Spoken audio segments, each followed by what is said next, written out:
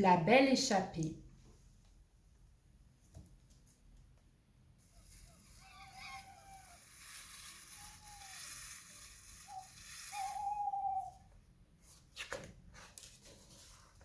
De Maëlys Dauphren et Magali Dulin aux éditions Le Diplodocus. C'est la fin de la journée. Alice est assise sous un arbre tout près de la forêt. Elle a tressé une couronne de feuilles pour son ours et rempli son seau de fraises sauvages. Elle devine le chaton qui l'observe caché derrière les buissons. Elle tend la main vers lui, espérant l'attirer. Mais une voix appelle. C'est sa maman qui crie. « Alice, la nuit tombe. Rentre à la maison maintenant. » Elle lève les yeux vers le ciel et soupire. La nuit s'approche à petits pas.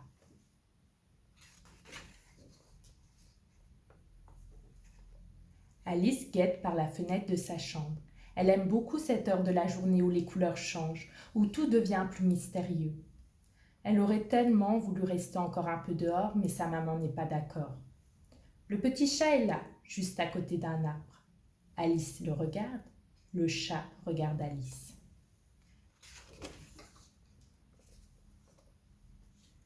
La nuit s'est à présent entièrement déployée sur le bois. Il y a pourtant une grande lumière là-bas. Dans une large clairière, un feu danse joyeusement. Il se tient là un conseil étonnant. Le renard, la biche, le lapin, le loup, le hibou et l'écureuil regardent gravement le chaton, qui, tout intimidé, prend la parole. Cette petite fille, celle qui habite dans la maison près de la forêt, c'est injuste, elle ne peut pas entrer dans les bois quand elle veut. Pour une fois, laissez-moi l'aider à s'échapper de cette maison. Elle est si mignonne.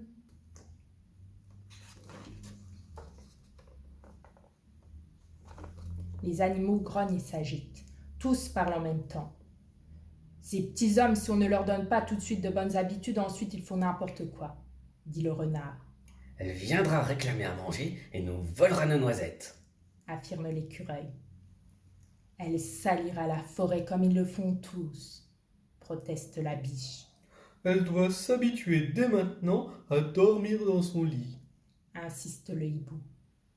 Le loup claque des mâchoires et le silence se fait.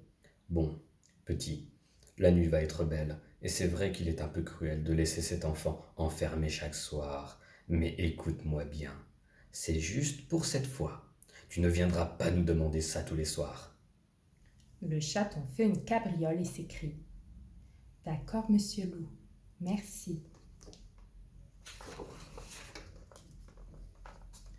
Les animaux s'approchent à pas de velours. Ils s'arrêtent sous la fenêtre d'Alice et forment une étrange pyramide. Le plus vigoureux en bas, le plus agile en haut. Alice s'échappe alors dans une joyeuse bousculade. Elle enjambe le dos du renard puis part, escortée par la curieuse troupe, tout droit vers la forêt.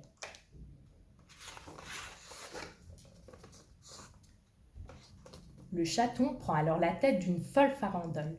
Alice pirouette et valse du hibou au lapin, escalade les arbres avec l'écureuil, dégringole les talus à la suite du loup, hume les fleurs des bois aux côtés de la biche. Elle se couche par terre et respire la nuit.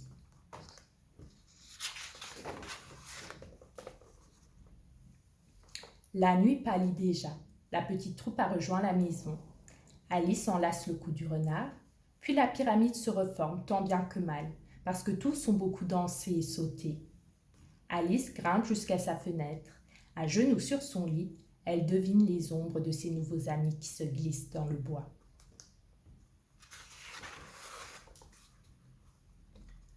Au petit matin, la belle nuit d'été a laissé place à une fine pluie grise. Alice dort encore, mais qui s'est glissée entre les draps. « Alice !» s'exclame sa maman en entrant dans sa chambre. « Que fait ce chat dans ton lit ? Je t'ai pourtant interdit de le faire entrer. C'est un chat sauvage. Il fera n'importe quoi dans la maison. Il viendra te réclamer à manger et salira tout. Il doit prendre l'habitude de dormir dehors. »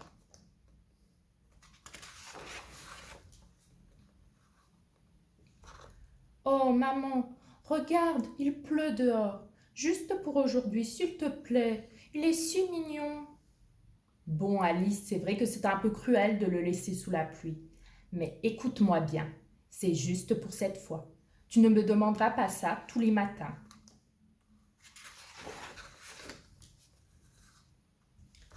L'après-midi est là et il pleut toujours. Les parents d'Alice ont invité des voisins à goûter. Les adultes sont installés dans la cuisine, autour d'un café. Alice a pris la tête d'une folle farandole. Il y a là toute une ribambelle d'enfants qui chahutent à travers la maison. Le chaton valse de bras en bras. Il saute et il pirouette, escalade la bibliothèque, dégringole l'escalier. La nuit s'approche à petits pas. Chacun rentre chez soi. Alice guette par la fenêtre de sa chambre. D'un côté, les voisins disparaissent au détour du chemin. De l'autre, le petit chat trottine vers la forêt.